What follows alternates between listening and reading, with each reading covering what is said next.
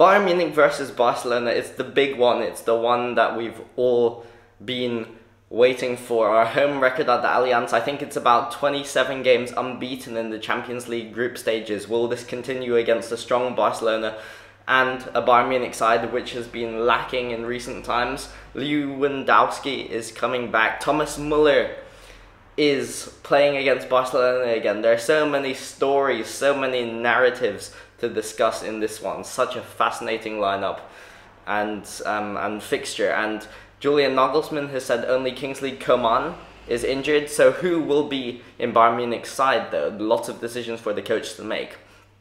Of course it'll be Manuel Neuer. I think Alphonso Davies will be the left back, that's pretty certain. Lucas Hernandez, I think, is pretty surefire to be the left centre back. Firstly, he's the left footer, but also De Ligt and Upamecano have been dumb and dumber in recent weeks. They've been making mistake after mistake. De Ligt with the penalty, Upamecano with his multiple gaffes, his falls, his slips, his miscontrols. So I think it's pretty surefire it'll be Hernandez. But who to partner him on the right hand side? I think it'll be Upamecano. Upamecano was of course benched maybe the last few games, important games, because he had that mistake against Gladbach and he'd been making one or two mistakes. But apart from that, he's been pretty flawless actually this season, and he's been so good apart from maybe 3 isolated or 4 or 5 isolated incidences. In the first 4 games of the season he was excellent. So I think Nagelsmann's going to give Upamecano his chance to be resurrected like Jesus and have a chance again to come back into the side. At right back, Mazraoui, some say he played well. I thought he was pretty unimpressive in the 2-2 versus Stuttgart, but it'll be Pavard, of course, our right back. The French Philippe Lahm reincarnated. Pavard, he's playing so well this season, and he offers that stability, he offers the initiative going forward, and a bit more sense, in my opinion, than Mazraoui so far.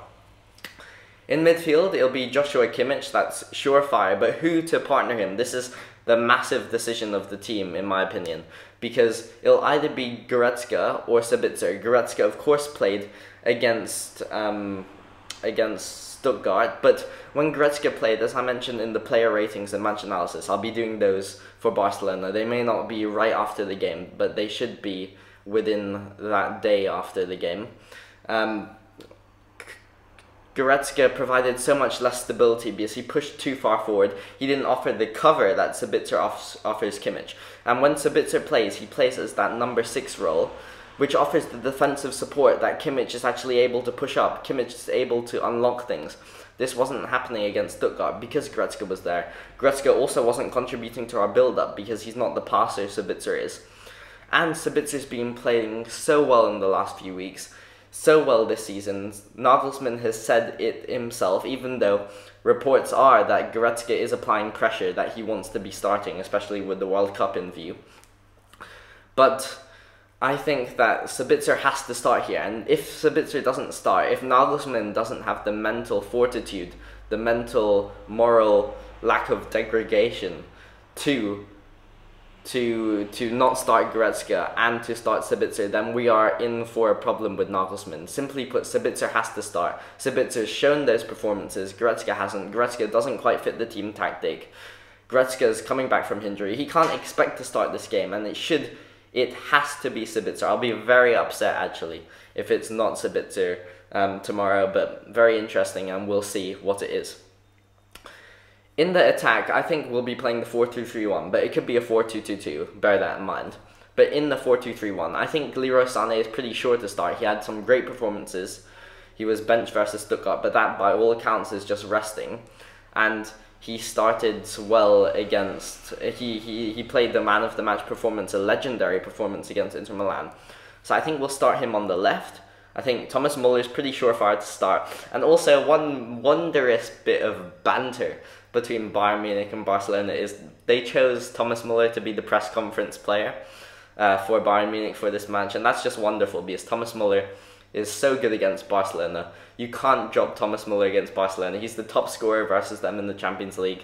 He scores every time he plays against them. He has a masterclass, a man of the match performance, and we need to see that again from Muller, but I expect we'll see him and he'll be hungrier than ever, hungrier than Nicolas Sula at the nearest KFC to sink his teeth into Barcelona and suffocate them with their pressing, suffocate their newfound success, which won't last very long because Thomas Muller is going to get onto them.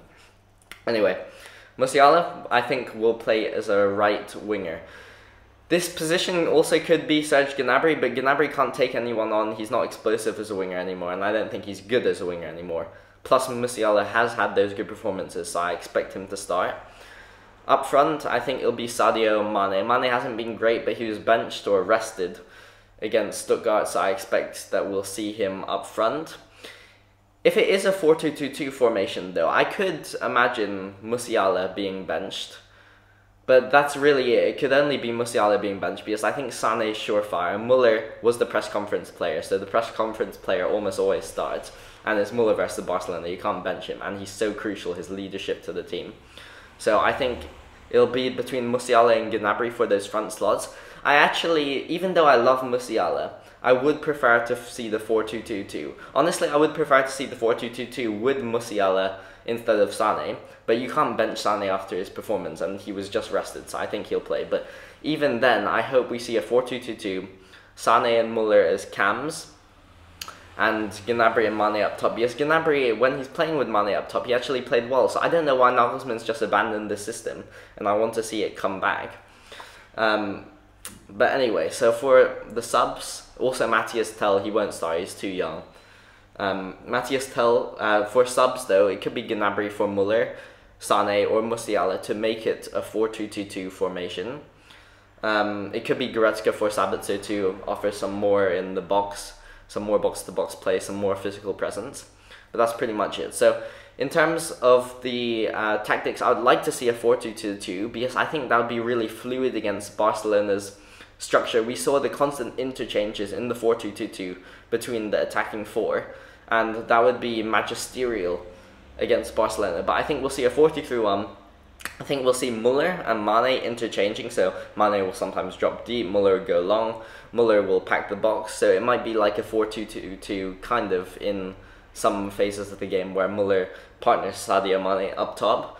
I think Pavard will push really high with Davies, and especially so because I think Musiala is going to be on the right hand side and Sane on the left hand side, which means they will both cut inside with their dribbling and both be inside sometimes, which means Davies and Pavard will really need to dart forward. They'll really need to put the wing in wing back, and however, this might not be the case. It could be Sane on the right hand side and Musiala on the left hand side, and while I think Musiala is better on the left hand side, Sane is atrocious on the right hand side. He can't take players on, it doesn't fit his style of play, and I really hope Nagelsmann doesn't play this because it'll show he hasn't learned from his past mistakes. We've seen that Sane is terrible on that right hand side, so just don't play him there. How hard is it? But I hope that's not the case, but if that was the case, then maybe the fullbacks would underlap. They would come more inside. Actually, no. Actually, yeah, no. If Sane was on the right hand side and Musiala was on the left hand side, the fullbacks would push even further up because they are cutting in on their foot. So either way, the fullbacks will be pushing far up. The big difference in midfield, though, I think, is that Goretzka will not be playing. Sabitzer will be playing, and unlike against Stuttgart where we lacked control in the midfield, because Sabitzer's playing, he offers more control when we're in possession, being able to ping those long passes, keep the ball possession quicker, and not just dart forward and join the attacking line that Goretzka does, which leads to more turnovers and also costly counter-attacks when the other team are attacking.